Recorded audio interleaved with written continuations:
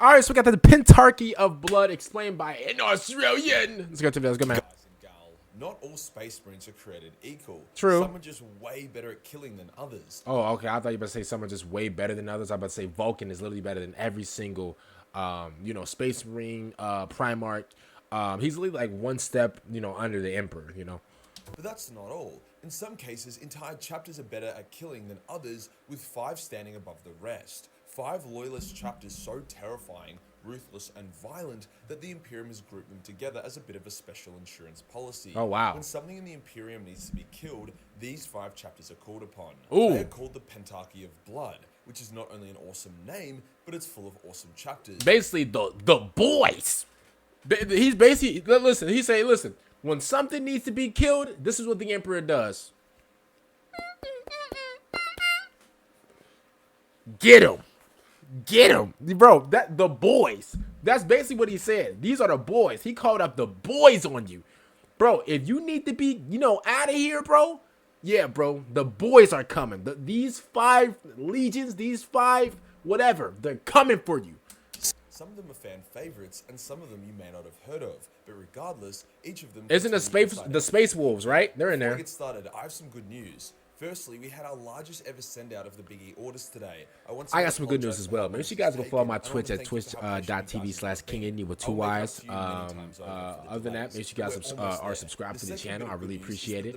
Over on my Twitch, I just play games, stuff like that. Last night, I actually played Batman Arkham Knight for the first time in years. So that was actually pretty fun. Make sure you guys go check that out. Other than that, man, I think that's my good news. You guys got some good news or what? You got no good news? Okay. Which ended up putting a lot of people off. So we got the creme de la creme. This calendar also features an... I bet your mother will be proud of you. Marquee cosplays for the calendar. I'm very keen to show in the coming weeks. The team who will be sorting out the I bet your mother will be proud of you. Slow down in Big E order dispatches. Today we'll go over the Pentarchy of Blood. Here we go. Visit why it was formed and what they have done before diving Give it to me, more baby. about each of the chapters within it. Let's get into it. Here we go. Let's go. Give it to me, Different baby. Space Marine chapters specialize in different things. The Raptors are expert in recon, the Imperial Fists are awesome at defense, and the Lamenters are kings of getting throat fucked by the galaxy. However, there are others that are just really good at killing shit. The best of these chapters were chosen to form the Pentarchy of Blood. These include the Space Sharks, the Flesh Terrors, the Charnel Guard, the Red Talons, and the Death Eagles. Dang, I didn't get one of them right. I thought the Space Wolves would be in this one. Okay. Even if you haven't heard of all these, you can probably agree that their names are super badass. And they are. Chapters that are great at killing. They are. The Pentarchy of Blood was formed in direct response to a massive heresy that occurred in the 33rd millennium. This heresy was called the War of the False Primarch. And while it's mostly a mysterious, unknown affair that I'll cover in a different video, what we do know is that 11 Space Marine chapters broke off from the Imperium. Now, if there is one thing that the Imperium doesn't tolerate, it's people trying to leave it. So they declared these 11 chapters as traitors in need of extermination. The Pentarchy was formed, with the Imperium deliberately choosing the chapters that they knew had zero hesitation and zero mercy. Go get him! The bums want to trade on us? Go get him! That's basically what they said. I'm going to be honest with you. If I'm listen, if I'm the Emperor, bro, and I see that those bums really trade on us, like that 11 of those bums bro, they drive around in scooters. If I see that those guys traded on us, man, I'm calling these 5 as well. I'm calling my 5 deviants as well. Because listen. I'm gonna be honest with you. Oh my God, bro, he got blood on the forehead, man. Oh yeah, you know he's a menace. You know this man's a menace, bro. You know he's a part of one of the 5 groups or whatever, bro. Even his receipt is brown. Oh yeah, he's a menace. This guy right here is a menace, bro. I can see the light bulb on his forehead. Oh yeah, he's a menace. That didn't give a fuck about the bonds of brotherhood between other chapters and wouldn't be swayed by whatever force had taken the original 11. You heard that? He said, bro, they don't care about none of the relationships. They don't care about nothing, bro. They not friends with you. They're not friends with your Primarch, bro. When the Emperor says go, they go. No hesitation, no nothing. They're coming for you. Pause. The Pentarchy proceeded to exterminate the 11 chapters, which is nuts to think about. 5 chapters versus 11 should be a very one-sided war, but as far as I can tell, the Pentarchy did it without too much drama. It's not clear if it was because they did a 5v1 11 times, or if they were just so good at killing that even being outnumbered over 2 to 1, they still came out on top. For good measure, they also destroyed each of the traitors' chapters' homeworlds. As awesome as the idea of the Pentarchy just taking out the 11 chapters in one epic battle, the war went for 80 years, so I assume it was a lot of skirmishing, followed up by the Pentarchy seizing their chance to massacre each chapter one by one. They went crazy for 11 years straight? For 80 years straight? Yo, they think they LeBron. That's crazy. Yo, Salamanders, I can't lie to you. We might have to stay away from these guys. Yo, Salamanders, yo, Vulcan, you hear me? Yo, Vulcan, I'm going to be honest with you. I usually glaze you. These guys seem a little bit dangerous. We might have to stay away from them. Although this was the end of the Pentarchy as an official thing, these chapters are remembered as fantastic Space Marine killers and utterly ruthless, so they're often used to put down renegade chapters. For example, during the Bad Dab War, where in a similar fashion to the War of the False Primarch, a bunch of previously loyal chapters banded together against the Imperium, the Space Sharks emerged from the deep of the void to lick some tits. In another ruthless instance, the Charnel Guard purged hundreds of billions of people who were believed to be tainted, something not many Space Marine chapters would agree to. The point is, these guys kill first and just never ask questions. So now we know what the Pentarchy of Blood is, let's look at some of the more interesting fun lore regarding each of its members. Bro, I can't lie to you. I mean, that's some menacing energy to have. They just go out and they just handle business. They don't ask no questions. There's no, oh, so what do we do with? No, there's no clarification. It's just, here's the bag, here's the weapons, go get them. That's it. There's nothing else. I'm gonna be honest with you. I respect that. I mean, I'm part of the Salamander, so we don't really, go out there and do that. But like, I'm gonna be honest with you. That's cold-blooded right there. Let's start cold-blooded. with the Sharks, since they're probably the most well-known.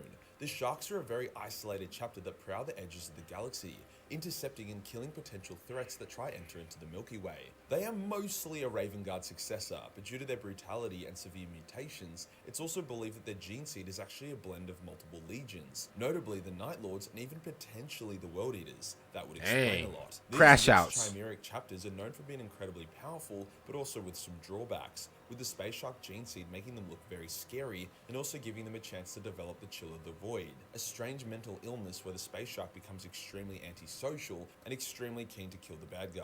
I mean, bro, listen, man, that's not a drawback to me. Listen, if you want to go by yourself, if you want to, chill by yourself or whatever and drift off or whatever, bro, do what you got to do. But guess what? Whenever that call comes through, bro, he comes forward. The entire squad comes forward. If y'all want to go out and, be antisocial, whatever, if that's in, your DNA, I respect it, man. At least they get the job done.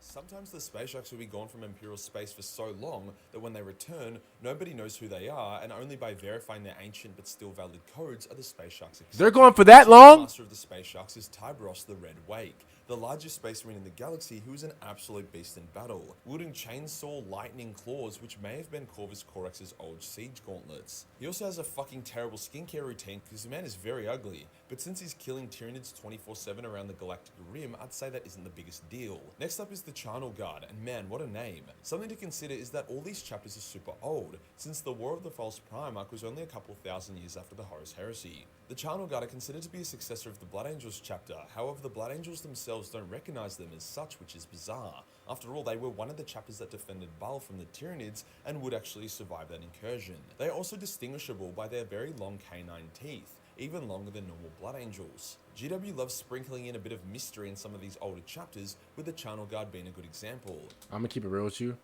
Is this like a bat right here? Is it supposed to be like a bat? I'm gonna be honest with you. This is hard. Yo, I'm like, while Majorkill was talking, I kind of blanked for a second because I'm looking at like the armor and stuff like that, man. Man, what is this, like a maroon color? Man, yeah, this is nice. Yeah, I'll definitely wear something like this. He had a little wine cup just in case like he needs to take the edge off while he's fighting. Yeah, I respect that. Like when they aren't on campaign, they literally just put themselves in stasis crypts. This is just a random headcanon spitball, but maybe they are the result of an experimental mix of Blood Angel and Space Wolf gene seed, explaining their elongated canines, their extreme brutality, and the Blood Angels not really accepting them. Just the thought. Next up, we have the Red Talons. These were one of the rare Iron Hand successors that were created at the end of the Horus Heresy. I say rare because a fuckload of Iron Hands died during the Heresy, so there wasn't really much of a legion left to split up. Oh, dang. During the Heresy, a lot of Iron Hands kind of lost their shit, which is pretty understandable. Half of them teamed up with Shadrach Medusan for tactical cold guerrilla warfare. A big bunch split into small teams that did what they could behind the scenes, while the remainder joined up with Ortec Maw and went hectic genocide mode on the traders, destroying their recruitment and supply worlds, killing a shitload of people in the process. When the Heresy ended, all the super angry, unstable and volatile Iron Hands formed the Red Talons. As a part of this, it seemed that they had abandoned their practice of their parent legion in regards to cutting off their hand and replacing it with a bionic. Due to their rage at what happened to their legion, anyone they see as unfaithful or unloyal, they exterminate with extreme prejudice. Get him out of here! Basically, crash outs. Crash outs. A whole team full of crash outs, ready to just go crazy. If you're unfaithful, if you want to trade up on the squad, man, it's going to sound like the 4th of July over there. Man. Ideal for killing Chaos Space Marines or even just renegade chapters. The Death Eagles are an interesting one. Although they seem super emo and goth and allegedly have Raven Guard gene seed, there may be more to them than meets the eye. Firstly, because the Raven Guard have fuck all successes, and the ones they do have are all super sketchy and weird. Real quick, bro, their armor's not, like their armor color, like the color wave is like white and black. That's hard. This is hard right here. I like this a lot. Yeah, this is hard. Look at this. Oh, he's in his bag. Look at him. He is in his bag. Look at him. I mean, his head is a little long, but, you know, it is what it is. Man, he got the Ray Lewis helmet. See Space Sharks, Ashen Claws, and so on. But also because the Death Eagles' original colors were purple and white, and there was a detachment of the Emperor's Children called the Death Eagles. That's ugly. Oh, no, bro, I'm so glad they changed it up. Man, this is tacky. Oh, this is horrible. Man, if you don't get, bro, this is like Frieza from Dragon Ball. Oh, no. I'm so glad they stuck to the black and white. I'm going to be honest with you. What is more than likely is that this chapter was a force of Emperor's Children that stayed loyal to the Imperium and fought against their legion during the Heresy. Then upon surviving the Heresy, they would have approached the higher-ups of the Imperium in secret, being rewarded for their loyalty by getting a fresh start and having their gene seed origins obscured. Perhaps the chapter was actually given Raven Guard gene seed to use from then on, with only maybe a handful of the original Emperor's Children gene seeds still floating around in the chapter. This would explain why they'd be so ruthless. They are purging the taint of their history, making amends for the crimes of their forebearers. There's also a good chance that they felt indebted to the Imperium, more so than usual, for giving them a second chance. So they were happy to join the Pentarchy of Blood, a role that would ask a lot from them. The Death Eagles are a pretty obscure chapter though, with there not really being much in the way of hectic lore about them killing a bunch of bad guys. And finally, last but definitely not least, we have the Flesh Tearers. It's pretty much a given that the Flesh Tearers would be on this list. Nothing shouts Pentarchy of Blood more than these dudes. The Flesh Tearers... Oh yeah, they're menaces.